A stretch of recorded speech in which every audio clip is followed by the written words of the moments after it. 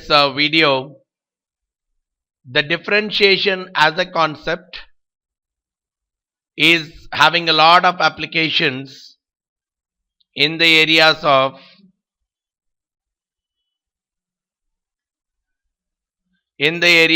finance or any analytics or even the risk management areas. So you can very well think through various applications of this concept of the mathematical word called differentiation. So just to provide an in-depth understanding of this concept, we are trying to provide a few basic concepts of differentiation and some of the applications where differentiation can be used. Now, first of all, to understand differentiation to the core, what do we mean by differentiation?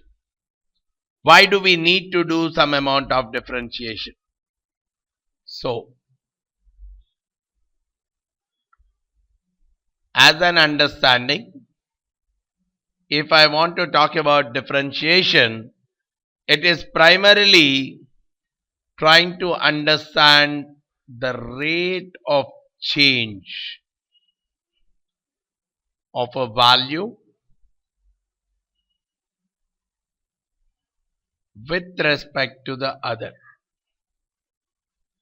So, if suppose there is a relationship between x and y, if x changes by certain extent, either increases or decreases, how is y impacted? What is the rate at which y either increases or decreases if x changes by some factor? That is the purpose of using differentiation. And x and y can be related by any kind of relation. Probably I may have the relationship between x and y as y equal to some form of f of x. So it could be like y equal to 2x plus 3, which is a linear relation. Or I can have y equal to x squared plus 4x plus 7, which is a quadratic relation. Or I can have y is equal to log x plus x squared, which is a mix of logarithmic as well as quadratic relation. So I can very well think of various forms of relationship with respect to x and y. Now, in this case, all I want to know is if x changes by 1 unit, by what extent does y change? That is what is our concept of differentiation. So it's simply writing it as dy by dx, which says at what rate does y change when x changes. So there are some formal ways of trying to find out or calculate this value. For example, any of these things, if I try to draw a graph for this, let's say y equal to x squared plus 4x plus 3. Again, any particular equation, it has some kind of a graph. Let me assume that this is a graph. Of course, may or may not be resembling this, but any equation can very well be put in the form of a graph. Now, what we are saying is, let's say this is x, this is x1, this is x2. Now what we are saying is, if x has changed from here to here, y has in fact fallen from here to here. And that particular fall is what we are considering as the derivative of this equation. The derivative of this equation with respect to x is, because the x has changed by this much, what is the extent by which y is changing, either increased or decreased. So it has a lot of applications across various industries and businesses. because all we are doing in this pattern is trying to understand how one variable is going to change with respect to the other variable. So, how do we find out this value dy by dx? The classical form of it actually boils down to the concept called limits. What is the limit? Every expression has a limiting value at a particular point. So, for example, if I say what is the limit as x is more or less equal to 0, what is the limiting value for x squared plus 4x plus 7? Which means if x keeps approaching 0, where can it approach from? It can come from minus 1, minus 0.5, minus 0.25, so on. It can come closer to 0. Or it can come from 1, 0.5, 0.25 and so on. It can come to 0. As x approaches 0, what would be the value of this y? So if I substitute 0 in this, I'll get 7. So in this case, I can say if x is tending to 0, the value of x squared plus 4x plus 7, or typically y, will tend to 7. That is what is the concept of limits. And in some cases, what can happen is the limiting value cannot be calculated. So when we are not able to calculate the limiting value, there are various other mechanisms to find out those limiting values. Now, for example, if I have to say what is the limiting value, let's say if x tends to 3, x minus 3 divided by x squared minus, or probably, yeah, x squared minus 4x plus 3. What is the limiting value of this kind of an expression if x tends to 3? In this case, what actually happens is, if you substitute 3 in both the numerator and the denominator, it comes as a 0 by 0. 3 minus 3 is 0. And in the denominator also 3 squared 9 minus 12 plus 3 equal to 0 by 0 form. So I cannot say that this value will approach 0 by 0. In fact, it can approach something else. That is where we apply a few more mathematical processes to try to arrive at the limiting values. One such process which we apply is limit x tends to 3, the numerator is x minus 3, whereas the denominator, I'll write it as, instead of x squared minus 4x plus 3, I'll split it as x minus 3 into x plus 1. They are probably x minus 1. This is even giving me the same answer, x squared minus 4x plus 3 itself. So in this process, all we are doing is we are factorizing x squared minus 4x plus 3. So you should be comfortable in terms of finding the factors of the equation, of the expression.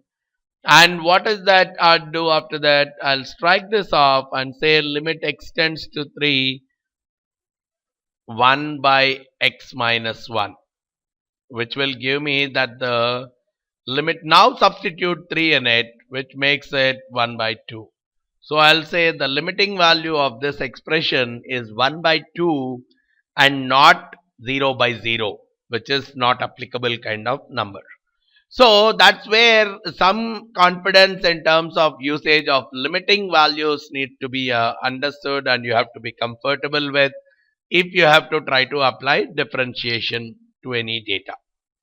So assuming that some level of comfort is there in terms of understanding of the limits, how do I put up differentiation? How do I define differentiation? So the way the differentiation is defined is dy by dx is equal to limit h tends to 0 f of x plus h minus f of x divided by h. This is the formula for the derivative of any expression. So if someone has given us, if I want to know what is the derivative of f of x equal to x squared, simplicity. So the way I would like to handle it is limit h tends to 0. Instead of x squared, I'll write it as x plus h whole squared minus f of x squared divided by h. So I simplify it, which gives me x squared plus h squared plus 2xh minus x squared divided by h. So I strike these two things off, and whatever is remaining, I'll take the h out and I say h plus 2x divided by h. So strike this off. Limit h tends to 0, h plus 2x. Now you substitute 0 in place of h, that gives me the value of 2x. So this 2x is the derivative of x squared with respect to x. Right? The derivative of x squared is written as 2x. This is this kind of process where I take the function of x plus h. H is a very minute value. That is why we are saying h is tending to 0. So this is as good as saying any equation I am taking. If this is what is my x, right? If this is what is the point corresponding to x plus h, assume that these two are minutely differed. X and x plus h are very close to each other, which is tending to 0. So whatever is the way y is changing is what we are trying to find out. So f of this becomes f of x plus h. This value will become f of x plus h, and this value will become f of x. So we are trying to find out the slope of this line, which is being arrived at the difference in y's divided by the difference in x's. So the difference in y's is f of x plus h minus f of x, and the difference in x's is x plus h minus x, which is nothing but x. But here we are saying if h is a very, very small value, which is approximated to 0, what would be the final value? That is what we are calling as the rate of change in x with respect to h, and that is what we are calling as the derivative. So taking this example, the derivative of this expression f of x equal to x squared is 2x. So you can use the first principles. This method is called as deriving the derivative from the first principle.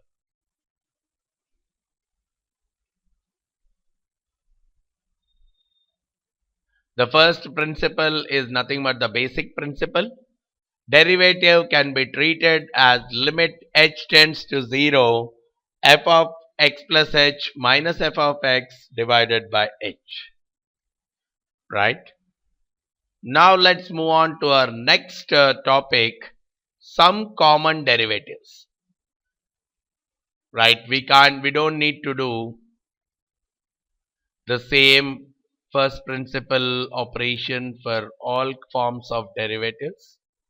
Of course, they are also derived from this first principles itself, but because of the common usage across multiple fields, we tend to remember some of the common forms. So if I want the derivative of anything which is of the power x power n, so x is a variable and n is some constant. So if I want the derivative of that, I can take it directly as n into x to the power of n minus 1. So using this formula, what we have derived some time back also, if I want the derivative of x squared, as per our formula, n into x to the power of n minus 1, 2 into x to the power of 2 minus 1, which is 1.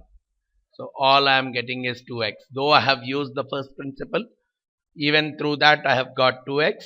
Even through this mechanism also, the derivative of x squared is 2x itself. So which means anything if I have of the form x power n. Sometimes people talk about what is the derivative of square root of x. Square root of x, I can very well write it as x to the power of half. So using that, I can very well say the derivative of this is half into x to the power of half minus 1, which is minus half. So it can also be rewritten as nothing but 1 by 2 root x. So anything which is of the form x power n, I can very well use this formula, though I can use first principle. Sometimes if some of the patterns are very common, it adds more value if we try to remember them so that it becomes comfortable for us to solve any questions of that pattern. So today in the world of risk management and various financial tool innovations and all, it is very much essential that we understand this patterns of derivatives. All right. Now another common pattern which we will try to see is, if at all I require the derivative of anything of the form e power x, whether it is e power 2x, e power 3x, e power some ax. If someone is asking about the derivative of e power ax, it simply becomes a times e power ax. So from this you can very well say if a is 1, if the questions are about find the derivative of e power 2x, it simply becomes 2 into e power 2x, something like that. So that's one more common pattern that we need to be comfortable with. Then if I have the derivative of some a power x, a here is a constant, right? So which means the difference between these two is, here the first case the constant is in the power, whereas in this case the constant is in the base. So if I have something of this form, the derivative of it directly becomes a to the power of x into the natural logarithm of a. Right? So if someone, if again the requirement comes out that I have to derive, so the graph is of the form 3 to the power of x. If the graph is of the form 3 to the power of x, if I want to find out the rate of change in f of x with respect to x, I can directly take the derivative of 3 power x. I can say 3 power x log 3. The log here is the natural logarithm which we are looking at. Then another common form which is typically used is d by dx, the derivative of log x, because log is one of the tools which is heavily used in finance and risk management. So it's better that we understand, if I have to differentiate a log curve, how would it come out to? So that is where we are talking of the derivative of that will come out as 1 by x. This is one more aspect. And in case I have to find out the derivative of log f of x, So using the same formula, I'll write it as 1 by f of x. But this f of x is another function of x. It's not a constant. So I have to differentiate this f of x separately. And the differentiation can also be written as either dy by dx or even f dash of x. When f of x is the regular one, f dash of x represents the derivative. So whenever I have to find out log f of x, I can simply write f of x in the denominator and the derivative of x, f of x, in the numerator. So just to explain that, if I have to find out the derivative of log root x, so all I would be writing is 1 by root x, which is 1 by f of x, f dash of x. Now differentiate root x. What is the derivative of root x? We have already found out in the earlier case. I'll write it as 1 by 2 root x. So in a way it is coming out as 1 by 2x. Right? So this is how we apply if at all we have the logarithm of some function and I have to do the derivative of that.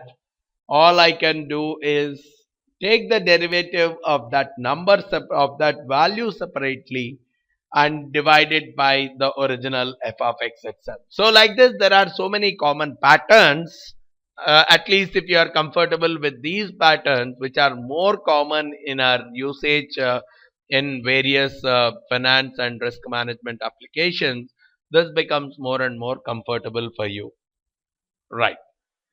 Now, all these formulas, whatever we have looked at, they are primarily targeted towards one single function itself, f of x.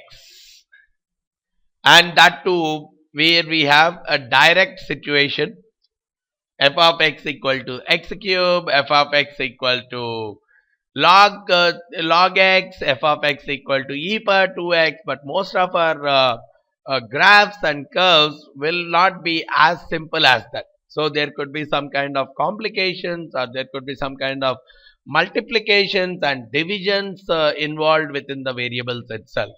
So if that is the case, or even additions and subtractions, so that is where we are trying to combining formulas. So for that combining, first let me take a simple example of addition and subtraction. If I have x squared plus log x, if I have to find the derivative of this, so x squared is separate, log x is separate, and both are joined with a plus or a minus. As long as both are joined with a plus or minus, you can find out the derivative of the integrated one just by differentiating them separately. So I can very well say d by dx of x squared plus d by dx of log x. I know for x squared I can use x per n formula, which will give me 2x, simply plus. For log x it will give me 1 by x. So this happens to be my derivative of x squared plus log x. So wherever I have the situation of two or more expressions being either added or subtracted, I can simply find out the derivative of the combined expression as if they are separate expressions, find their derivative and then simply add that up. Whereas on the other side, we can have the same situation of a multiplication or a division using the same two things. If I say I have to find out the derivative of x squared times log x. Here the log means only natural logarithm. Now x squared and log x, these are two different functions of x. Even here also there are two different functions of x. which are joined with a plus or a minus sign. But here I am talking about the two different functions of x joined by a multiplication sign. So which is like f of x is of the form uv, where u is also one function of x and v is also some function of x. When you have a scenario of this kind, the way the derivative happens is what is called as the product rule. The product rule of derivative, or sometimes people also call it as UV rule. The very common rule, UV is the product of two different terms. The UV rule, it is like this. Take the first term as it is, x squared, into find the derivative of the second term. The derivative of log x is 1 by x, plus take the second term as it is, log x, into find the derivative of the first term. X squared, the derivative is 2x. So simplifying it, this becomes x plus 2x log x. This would be the derivative in case of the value x squared into log x comes into picture. So just to repeat the process, if at all I have to find out a derivative of a product of two functions of x, we will be using a rule called UV rule. And what we would be doing in that UV rule is take u as it is and take the derivative of v, which is first term as it is, take the derivative of the second term, plus take the second term as it is multiplied by the derivative of the first term. So in this example, it becomes very clear for you, x squared into log x. So you do x squared, take it as it is, take the derivative of log x 1 by x, plus second term log x as it is multiplied by the derivative of the first term 2x, which will make it, on simplification, it becomes x plus 2x log x. So this is how we treat, we find out the derivatives in case we have two functions joined together by a multiplication between them. So addition and subtraction, straightforward, treat them as different terms, different functions, and just find out their derivatives separately and simply add up. But that is not the case in case of multiplication and even division. So in case of division, where you find f of x is of the form u by v, or where u is also one function of x and v is also one function of x. In that case, the derivative comes out as, so in the same example, I'll take x squared by log x. If I have a data something like this, for which I want to find out the derivative, the simple logic is, first start with the denominator. The denominator take as it is, and then multiply it with the derivative of the numerator. X squared derivative is 2x, minus, put the numerator as it is, x squared, take the derivative of the denominator, log x derivative is 1 by x, and this entire thing divided by the denominator whole squared. So log x whole squared. This is what will be the value of derivative. So it becomes 2x log x minus x by log x whole squared. This is what will be the derivative in case of division. Just to reiterate the process, if at all I want to find out the derivative of an expression which is in the form of u by v, where both u and v, both of them are in the form of are functions of x, So u by v, both u and v are functions of x. Then if I want to find out the derivative of that expression, all I take the denominator, then multiply it with the differentiate derivative of the numerator, minus take the numerator as it is, multiply it with the derivative of the denominator, and divide the entire thing by the denominator whole squared. So applying it to our example, this is what we have got as a part of the derivative of u by v. So combination of multiple expressions either through addition or subtraction or multiplication or division can be best understood through this slide. Now the next aspect is there could be a possibility of a chain. When I am saying a chain, we'll not get direct formulas, but we may have to group the formula and try to find out the derivatives. So for example, I say d by dx of e power 3x squared plus 4x. Let's say this is the scenario. Now I don't have the derivative of e power 3x squared plus 4x.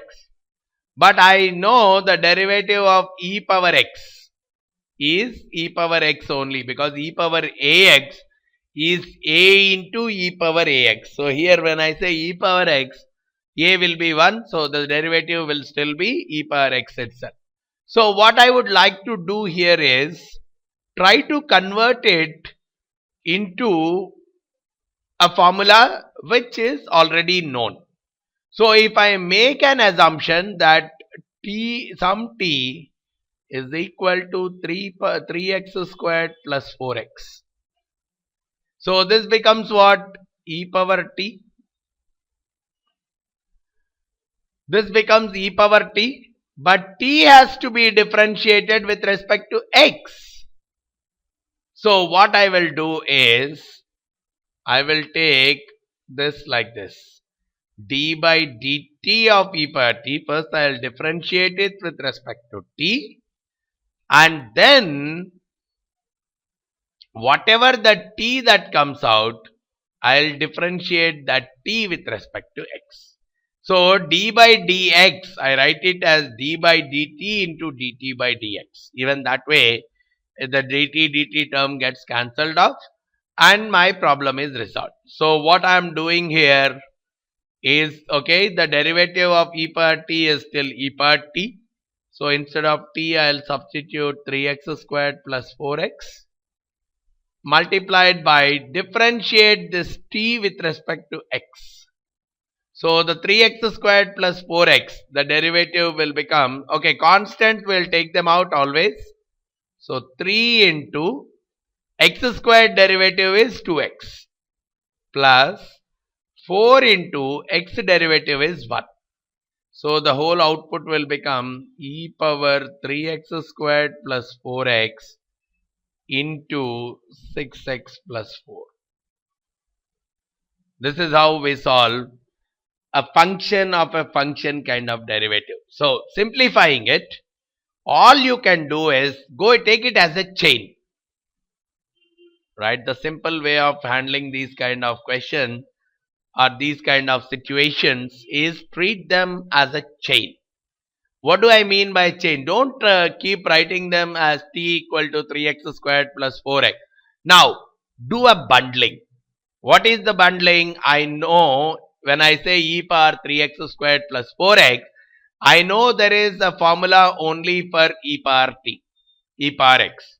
So imagine virtually that entire thing is bundled out and taken as some x. So it becomes e power x. E power x means the derivative of it is e power x. So I'll write it as e power 3x squared plus 4x. Now whatever the bundling has happened, take the derivative of that separately. Even because sometimes even that itself could be another composite function. So you have to make sure that you are able to break it into the appropriate pieces so that you can handle the derivative much effectively. Now let's take one more example. I want to find out the derivative of log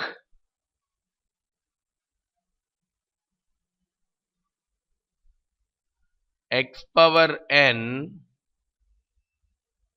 plus 2x log x.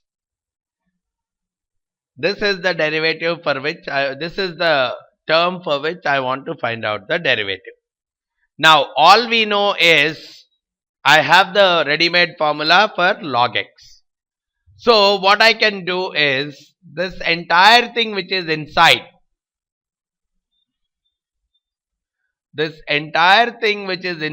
I'll take a bundle.